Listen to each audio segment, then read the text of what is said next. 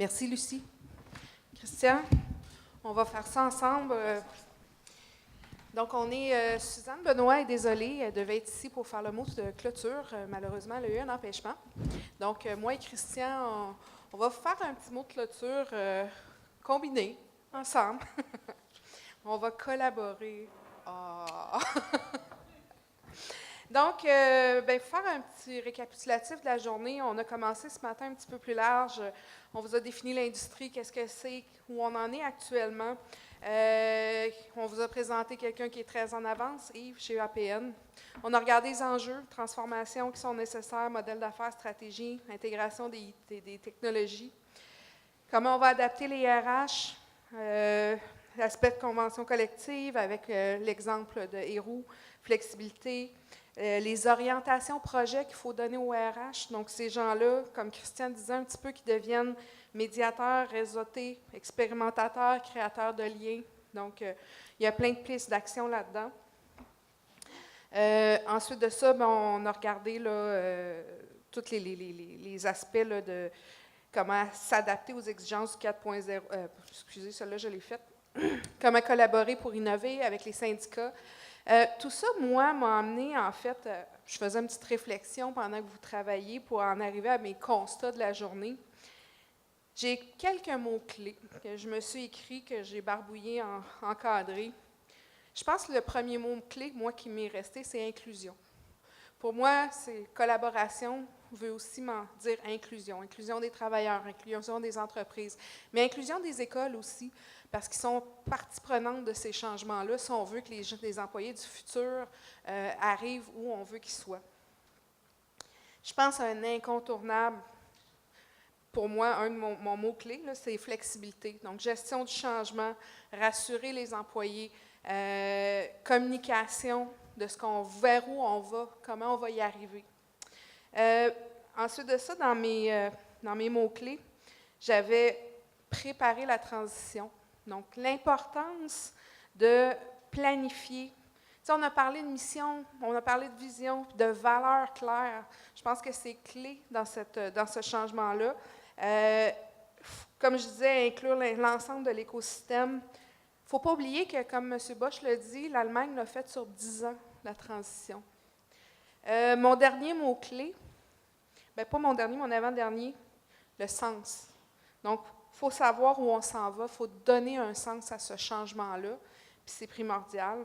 Puis mon dernier que j'ai écrit à la fin, qui est l'ouverture. Donc, je pense garder, think outside the box, regarder les gens à l'interne qui peuvent vous amener à réaliser ces changements-là auxquels vous n'aviez pas pensé. L'ouverture envers les partenaires, les différents acteurs de cette transformation, cette révolution-là industrielle. Christian, tu me regardes, tu hoches la tête, mais là... Je suis tout à fait d'accord avec ce que tu dis. Peut-être quelques mots. Moi, je trouve que ça fait peur, les changements technologiques, l'industrie 4.0, hein, quand on regarde ça, surtout quand on ne connaît pas trop ça, le 4.0.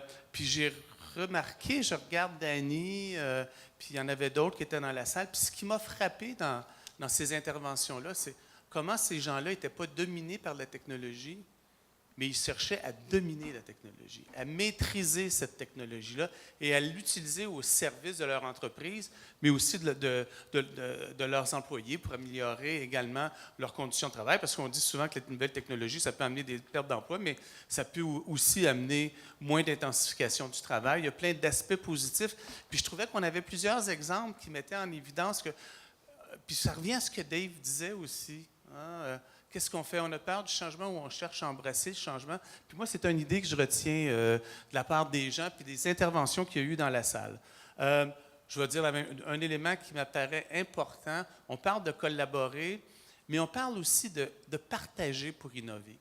Puis je pense que l'activité d'aujourd'hui, organisée en collaboration avec le CAMAC, c'est une activité de partage des expériences. Puis je pense que pour avancer, il faut que les acteurs du milieu puissent partager ces informations-là. Puis je voyais plein de gens qui disaient « Ah oui, tu as fait ça chez toi, moi j'ai fait ça ». Ça, c'est un début déjà de partage, d'informations pour essayer d'améliorer les processus.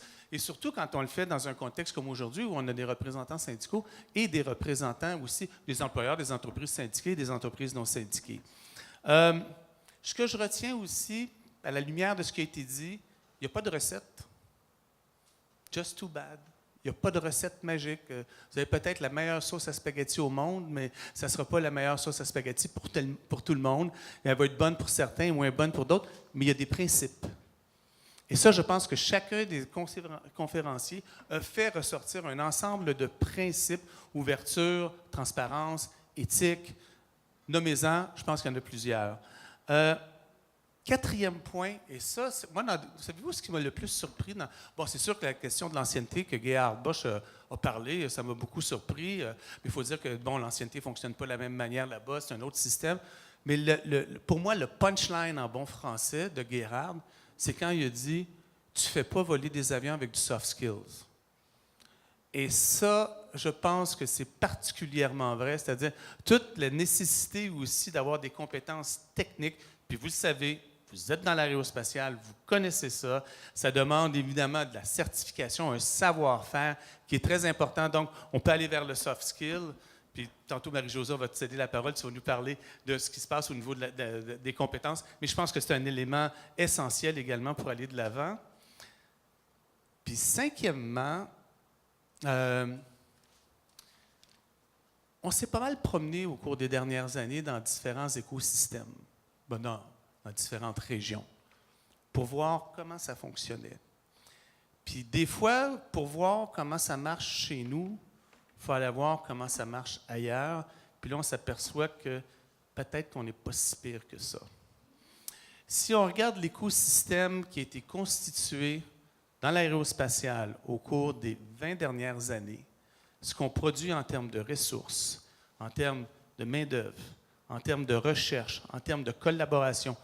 On parle de l'Aéro-Montréal, on parle du CRIAC, quelqu'un tantôt a parlé de MAC, a parlé de MACFAB. C'est un ensemble de mécanismes qui ont été mis en place pour aider les partenaires. Et ça, je pense qu'il faut que vous le gardiez jalousement, parce que c'est un élément essentiel pour faire justement passer vers le 4.0. Et on s'est promené dans beaucoup d'endroits, je vous disais tantôt, en Espagne, en Belgique.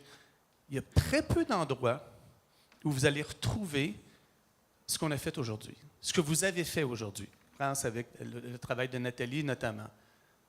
Cette discussion-là, cet échange, ce dialogue entre des représentants du gouvernement, des représentants syndicaux, des directions d'entreprises syndiquées et non syndiquées, puis le monde discute, puis échange.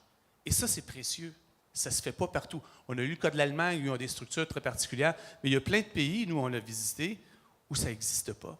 Il n'y a pas ce genre de discussion-là. Donc, on a un écosystème qui s'est construit dans le temps, qui permet la participation de plusieurs parties prenantes. Et on a vu des discussions, je trouve, très ouvertes, où les gens mettent de l'avant les préoccupations qu'ils ont, et on voit bien que les préoccupations vont dans les deux sens. Et je trouve que ça dénote une très grande maturité pour faire face aux défis auxquels vous savez que l'industrie est confrontée au cours des prochaines années, pour prendre le virage. Moi, je vais demander à Dany, en fait, de m'expliquer un petit peu plus comment ça fonctionne, parce que, bon, je n'ai pas encore tout compris sur les sensors et tout ça, mais on voit qu'il y a des solutions très imaginatives qui ont été mises de l'avant par un ensemble d'entreprises. Et je veux remercier les conférenciers vraiment qui ont fait un job, je trouve, fantastique, et les participants dans la salle aussi avec les questions qui permettaient de faire sortir les amendements. Toi, tu veux que Dany t'explique, moi, je veux qu'il m'invite pour aller visiter. Mais effectivement, merci à tous les conférenciers qu'on a sollicités. On sait que souvent, on sollicite les mêmes gens parce que vous avez des expériences qui sont intéressantes à partager. Puis, merci de votre temps. Merci d'avoir été présent. Nous, on va faire un debriefing après. C'est sûr, on va regarder sur quoi il faut travailler, comment il faut le travailler. Puis, il y a aussi, on va vous envoyer un petit sondage, mais vraiment très, très court là, sur la journée, qu'est-ce que vous en retirez. jusqu'à maintenant, j'ai des bons commentaires. J'ai des gens qui me disent déjà que ça a réveillé plein de choses là, à regarder là, dans les mois et les années à venir. Donc, je pense que c'est gagnant pour ça. Puis la captation vidéo, c'est parce qu'on va faire des montages et ça va être disponible. Donc, ça veut dire que vous allez pouvoir utiliser ça aussi, si vous voulez, dans vos milieux de travail, de différentes manières. Ça va être sur le site du CAMAC, ça va être sur le site d'Aéro Montréal, ça va être sur le site de notre centre de recherche et vous allez pouvoir le télécharger. Donc, je pense que ça aussi, ça va être une belle... si vous voulez, vous allez pouvoir peut-être passer à la télé, on ne sait jamais, je ne sais pas comment ça fonctionne. Moi, je vais terminer. J'aimerais ça remercier Sarah, Blandine, Oui. Lucie, Marc-Antonin. Marc-Antonin, je m'excuse Marc-Antonin, ton nom, il ne me rentre pas dans la tête, qui ont travaillé très fort à organiser tout ça en arrière. Nous, on arrivait avec plein d'idées, mais ils ont vraiment travaillé super fort. Ils ont loué des beaux fauteuils. Excusez, c'est un running gag. Mais c'est ça. Fait que merci à toute l'équipe en arrière de l'organisation de cette journée. Et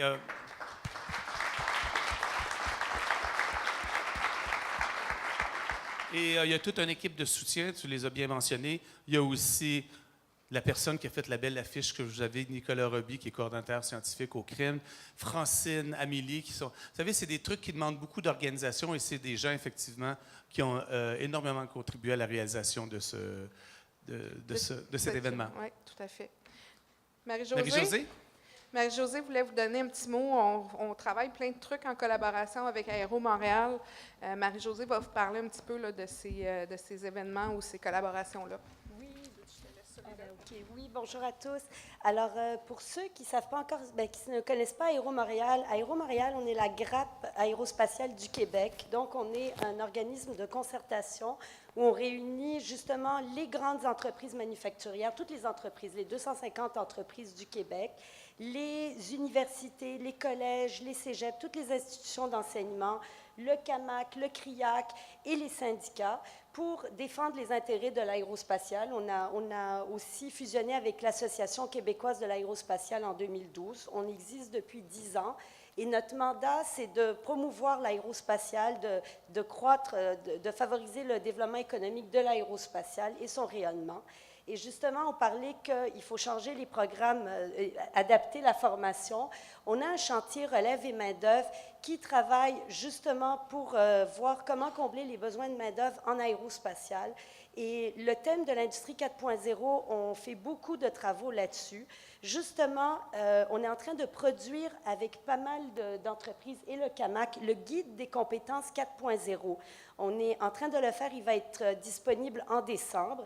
Et ce guide va être utile à la fois pour les institutions d'enseignement, pour voir comment adapter les compétences, leur formation pour répondre aux compétences pour les emplois du futur, et aux entreprises pour voir comment recruter les bons employés.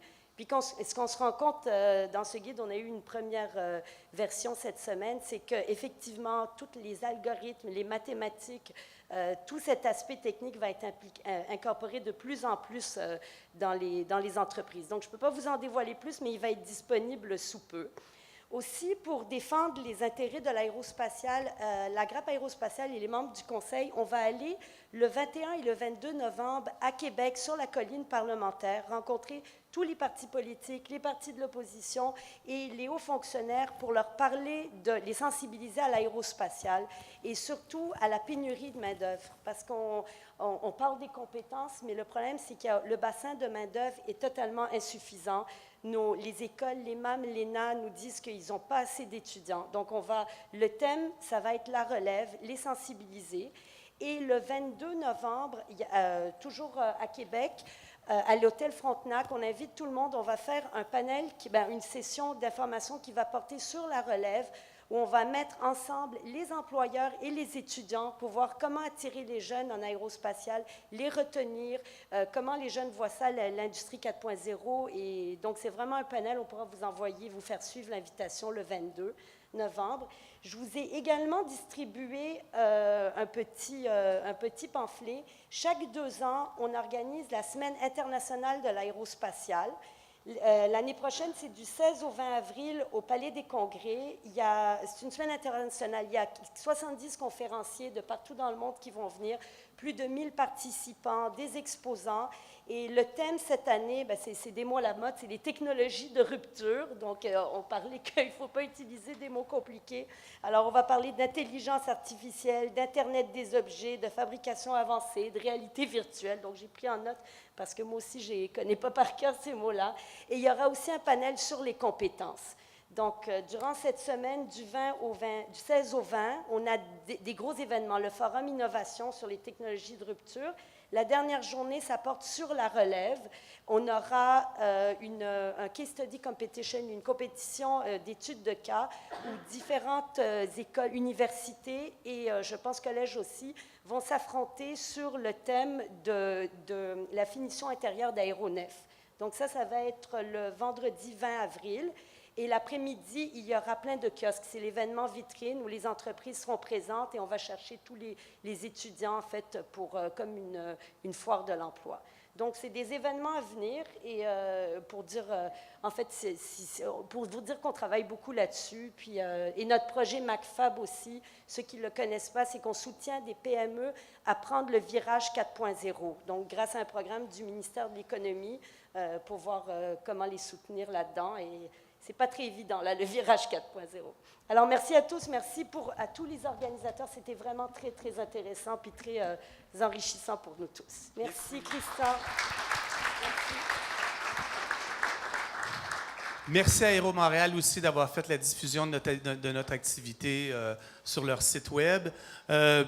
Écoutez, je pense qu'on va clôturer sur ce mot-là, mais je voudrais remercier de manière spéciale tout le monde qui est venu aujourd'hui, qui a participé, qui a pris le temps. Je sais que vous êtes tous des gens très occupés, vous avez des agendas pleins.